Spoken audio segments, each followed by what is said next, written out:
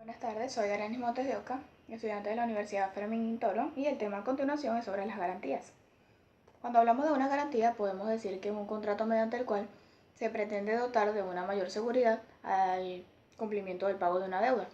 Es un mecanismo jurídico para proteger o asegurar el compromiso de que una determinada obligación será cumplida en tiempo y forma. También tenemos los tipos de garantía. En primer lugar, la garantía personal, como por ejemplo un aval. Mediante la garantía personal, una persona garantiza el pago de una deuda, comprometiéndose a pagar en el caso de que el deudor principal no cumpliese con su obligación.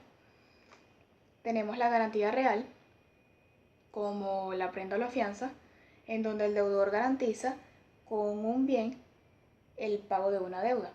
En caso de incumplir, él podrá vender el bien y saldar la deuda con el dinero obtenido, devolviendo al deudor el excedente, si así fuese. La fianza. La fianza es un contrato por el cual el fiador se obliga a comprometerse frente al acreedor del deudor a cumplir o satisfacer la obligación de éstas, si el deudor no cumple o satisface. Nuestro Código Civil no recoge una definición precisa de lo que es la fianza, solo se limita a establecer en su artículo 1804 la obligación contraída por el fiador. Del análisis de la disposición legal se deduce el concepto. Entre lo que son las características, tenemos que es unilateral, porque una sola de las partes se obliga. La parte que se obliga es el creador frente al acreedor. El consensual, que basta la simple manifestación de voluntad del garante, y la aceptación del acreedor para que quede perfeccionado el contrato de la fianza. También que es conmutativo, cuando una persona se constituye en empleador en el mismo momento de que se nace la obligación, sabe a qué está obligado y por qué se va a responder en caso del deudor. Es accesorio porque depende para su existencia de una obligación principal válida. No produce efectos reales. El acreedor no tiene ningún efecto real sobre los bienes del fiador, sino la garantía del pago de la obligación. Tenemos el contrato de adhesión, que se dice que es un contrato de adhesión porque las condiciones del contrato son establecidas de manera unilaterales por la compañía fiadora y tiene un efecto expediente. Por otra parte, tenemos los elementos, donde podemos ver aquí en la diapositiva que tiene la capacidad para contratar, es una medida de la aptitud que tiene una persona para gozar de un derecho o para un poder y ejercer ese mismo derecho. El consentimiento, que debe existir libremente manifestado. La fianza se perfecciona con lo que es el consentimiento. El objeto, que debe ser posible, lícito, determinado o determinable.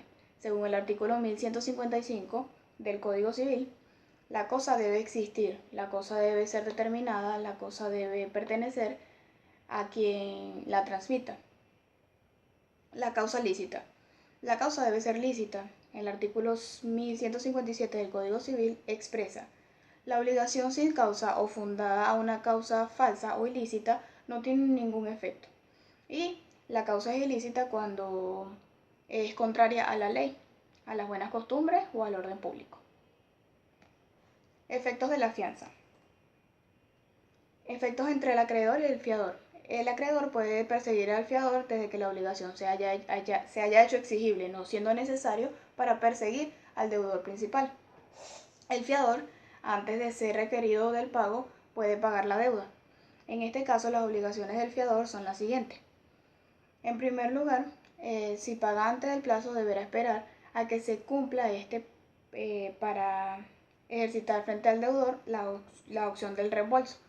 Deberá dar aviso al deudor anticipadamente de no hacerlo. La sanción es que el deudor puede oponer de todas las opciones que tiene el deudor. También tenemos lo que es los efectos entre el fiador y el deudor, donde el fiador tiene derecho para que el deudor obtenga el relevo de las cauciones, las resultas de la fianza. El fiador y deudor están obligados recíprocamente a darse aviso del pago. Y si el deudor paga, en este caso el deudor será responsable para poder pagar de nuevo en contra de lo que es el acreedor. Efectos de confiador. Cuando son varios, la deuda se divide entre ellos en lo que son las partes iguales. El confiador, que paga más de lo que corresponde, tiene derecho a que sus confiadores se reembolsen el exceso. Entre ellos podemos ponerse las excepciones reales y las suyas personales. Tenemos por otro lado la prenda, que es aquel contrato por el cual una persona, el deudor, da en prenda a otra persona, que es el acreedor.